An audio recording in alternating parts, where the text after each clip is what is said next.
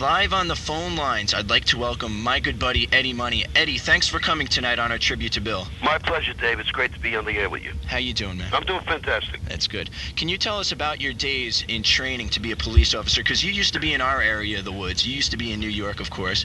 And as well as that, can you tell us how Bill discovered you? I've always been a New York boy. Actually, my dad grew up as a son of a policeman. Mm-hmm. And then he became a policeman.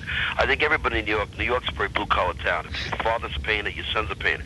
If your father's an electrician, your son turns out to be an electrician. Anyway, my dad was a cop. I was in a really great rock and roll band in high school. Mm-hmm. And I thought I was going to be the fifth Beatle at the time. I wasn't really working toward really going to college.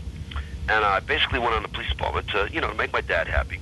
I didn't think it was going to be a full-time thing. I basically went on the police department also to help people. If somebody was going to get their purse ripped off, I'd try to get it back. Yeah. Learned how to, deliver babies and things like that. I wasn't really going to join the police department to be on a power trip, busting heads and things like that. Mm-hmm. But I couldn't really see myself in uniform with short hair for 20 years. I had a great rock and roll band. They had moved out to California. They left that after high school. We played around, we knocked around New York for a while. And what were they moved called? Out to California, and I quit the police department, just like Joe Cocker says. So I quit the police department. Eddie, what was your band called by any chance? I had a group called the Grapes of Wrath. Oh, cool. It was a good group, man. We played the Singer Bowl back in 1966. We did a lot of great gigs, man. It was a great, wonderful band. Then I moved out to California, and then I was knocking around playing with some original groups, playing out, original rock band, playing out of clubs like the Long Branch and the Keystone, Keystone Palo Alto, Homer's Warehouse, places like that in Northern California. And people jamming around those days with people like Tower of Power, a group called Earthquake, Sammy Hagar, Huey Lewis was with Clover. We all came from the same school, back in around, the early 70s. Then in 1976, there was this thing called Amateur Night at Winterland, which was done by Bill Graham. And what they did is they videotaped the groups, and we had a really strong following from the East Bay, and we kind of really filled the place up. It was a Tuesday rainy night. And I said, everybody move up front to make it look like the place is really completely full. And it did look really full. We had a lot of people there. As a matter of fact, I wrote that song, Everybody Rock and Roll the Place, just for the occasion, which was on my second album. Oh. And we videotaped the whole thing, and Bill thought it was like the best of all the videotapes was on tape. And I said, what did I win? He says, well, you got to play Winterland. I says, hey, which was a great place to play, too, because Jimi Hendrix played there, and the Jefferson Airplane, and the Moby Grape, and Otis Redding, and Aretha Franklin. Just, Bill brought the greatest groups in the world to the Bay Area.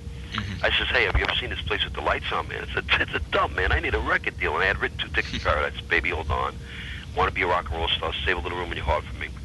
And he wound up getting me a deal. He was very influential in getting me a deal with Columbia Records. That was back in 1976, 77. Mm-hmm. That was like 8.5 million records ago. And Bill was a great friend. He was like a second father to me. I can imagine how devastated David must be, David and Alex, 2 sons, by losing him, because he says it was like a second father to me. It must be devastating to those 2, because he was just a great dad, Definitely. Yeah. He did an awful lot for me to help my career. Put me on Saturday Night Live. He had me opening up groups like Dave Mason, the Rolling Stones, Steve Miller, Fleetwood Mac, Jay Giles.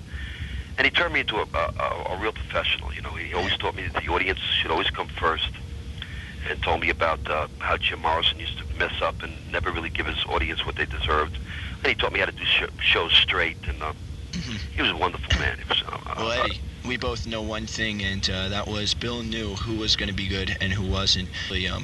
That one song, I'll Get By, it had such a beautiful dedication that you put to Bill. Can you... Well, I'll tell you the truth. I'll Get By was his favorite song on the Eddie Money Right Here album, which was my last record. Of course, I'm putting out a new record right now called Unplugging It with Eddie Money, and he was very influential in doing a lot of the songs on this new album. Yeah. Because he influenced my music constantly. And I'll Get By basically is a song that reminds me so much of him.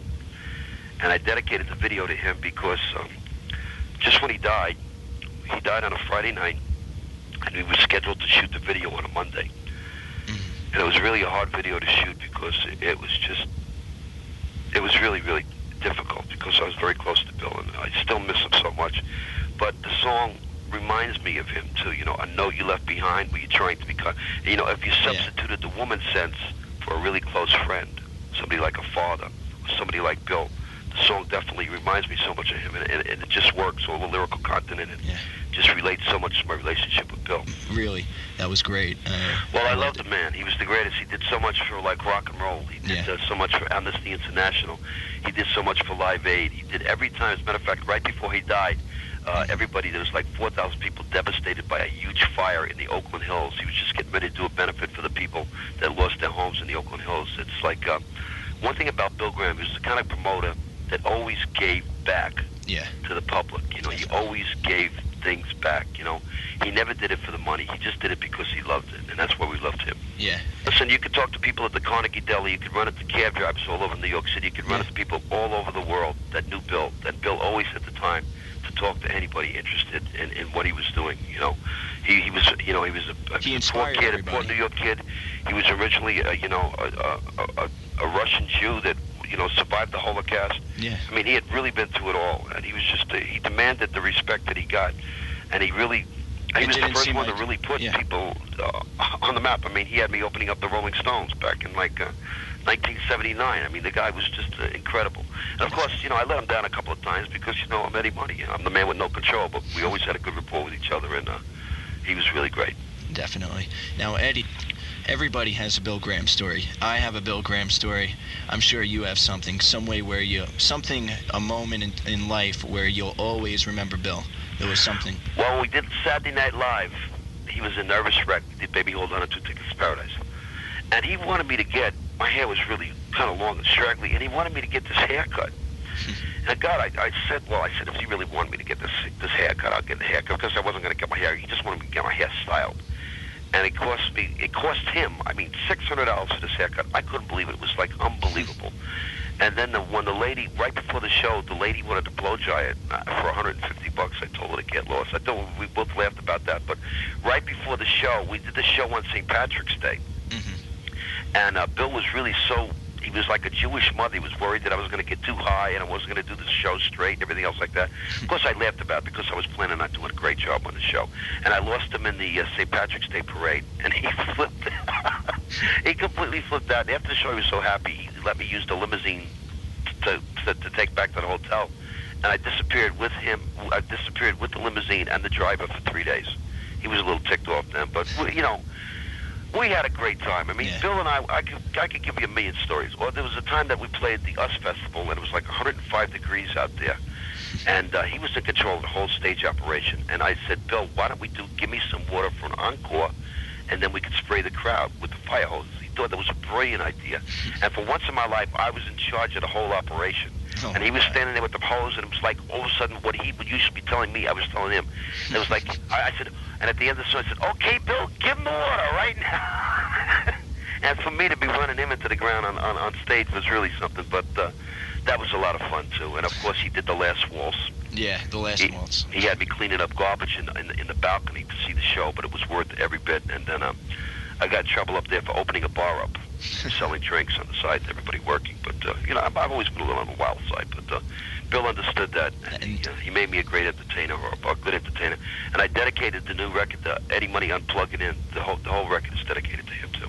That's great. Eddie, I really like to thank you for coming on. It's people like you and me which love to keep his spirit alive, and it's just like Peter Barsotti said, he wasn't the best at what he did, he was the only one that did what he did. Right, he was a phenomenal man, and just even thinking about it, I get all choked up because it just seems like 2 or 3 months ago that we lost him. Now I still can't believe he's dead. I have a hard time comprehending what it's going to be like without him in the future. Yeah. Well, Eddie, thanks again. Okay, Dave, give my best to everybody, and thanks for having me on the show. Good luck on the road, everybody. Eddie Money. As now we're going to play I'll Get By For You, dedicated to Bill, and that's here on WKWZ.